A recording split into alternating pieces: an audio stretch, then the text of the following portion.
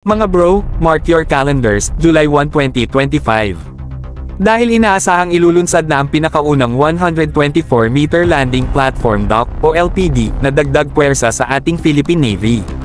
Isang makasaysayang milestone to mga bro dahil hindi lang basta barko ang pinag-uusapan natin dito, kundi simbolo ng isang lumalakas at tumitindig na naval force para sa bayan. Itong LPD ay hindi ordinaryong barko, ito ay isang floating base na kayang magdala ng troops, vehicles, relief goods, at maging amphibious assault craft.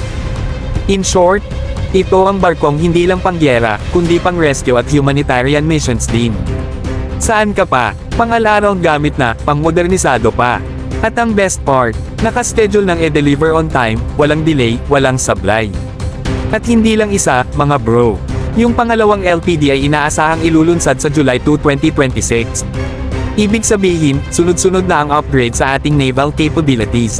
Tuloy-tuloy na tulak paabante, hindi lang para magpakitang gilas, kundi para masecure talaga ang ating mga isla, dagat at mamamayan sa panahon ng kalamidad o krisis. Balikan natin, 2022 pa nang ma-acquire ng Philippine Navy ang additional LPDs na to. At ngayon, 2 taon later, makikita na natin ang bunga. Ganyan dapat mga bro, may vision, may execution, at higit sa lahat, may commitment na hindi basta-basta ang development ng ating sandatahang dagat. Sa mga nagsasabing di pa ready ang Pilipinas, well, sorry na lang, dahil we're clearly leveling up.